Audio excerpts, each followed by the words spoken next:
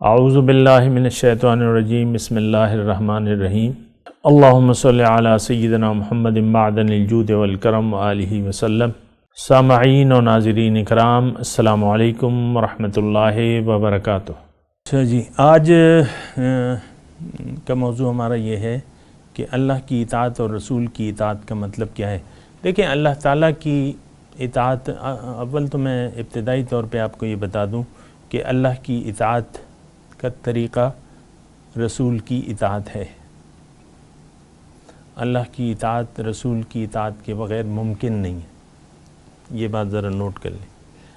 اللہ کی اطاعت اگر کوئی کرنا چاہتا ہے تو اس کو رسول کی اطاعت کرنی ہوگی، کیونکہ ہدایت دینے والا اللہ ہے اور پہنچانے والی ذات جو ہے وہ رسول کی ہے۔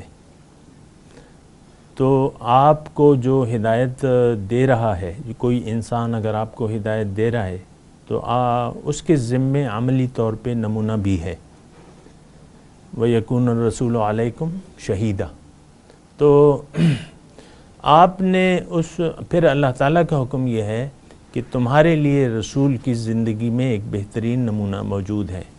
تو اللہ کی اطاعت کرنے کے لیے رسول کی اطاعت جو ہے وہ لازمی ہے، کیونکہ رسول کی اطاعت دراصل اللہ ہی کی اطاعت ہے۔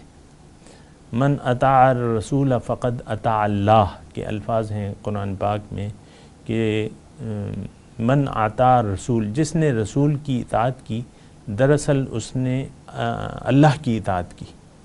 تو ان دونوں اطاعتوں میں کوئی فرق نہیں ہے۔ کسی نے فرق کیا تو وہ مشرک ہو گیا، کیونکہ اصل اطاعت تو اللہ کی ہے۔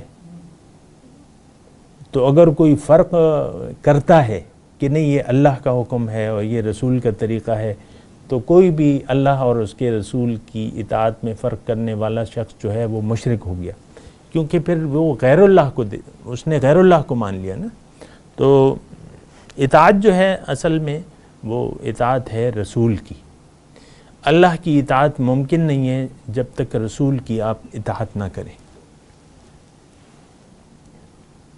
اس اطاعت و اتباع اس میں کیا فرق ہے؟ جی، اطاعت و اتباع ٹائم سے واش۔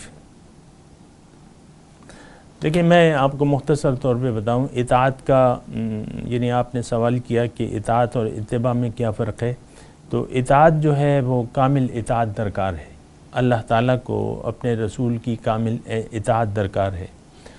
تو اتباع کہتے ہیں، اطاعت کہتے ہیں وہ احکامات جو رسول نے ہمیں بتائے ہیں، کرنے کے لیے بتایا ہے، اور اس پر اس نے اصرار کیا ہے کہ تم نے یہ کرنا ہے۔ مثال کے طور پہ رشوت جو ہے کے بارے میں ہے حکم ہے، یا اور جو احکامات ہیں جو رسول نے ہمیں زبانی طور پہ دیے۔ ایک ہے رسول کا عملی طریقہ، عملی طریقہ جو رسول کا ہے، تو وہ اب اتباع یہ ہے کہ آپ رسول کے ان احکامات کو بھی قبول کر لیں یا ان کا بھی اتباع کریں۔ یہ ایک محبت کا پھر تقاضا ہو جاتا ہے۔ رسول کا اتباع جو اس نے حکم نہیں بھی دیا ہے، تو آپ وہ کام پسند کریں جو رسول کو پسند ہے، تو یہ اتباع ہوتا ہے۔ مثال کے طور پہ حضور صلی اللہ علیہ وسلم کو سفید لباس جو تھا وہ پسند تھا، تو دیگر رنگ پہننے ممنوع تو نہیں ہے، لیکن آپ اس لیے پسند کرتے ہیں کہ یہ ان کو پسند تھا، تو یہ اتباع ہے۔ وآخر دعوانا ان الحمدللہ رب العالمین۔ مولاي صل وسلم دائما ابدا على حبيبك خير الخلق كلهم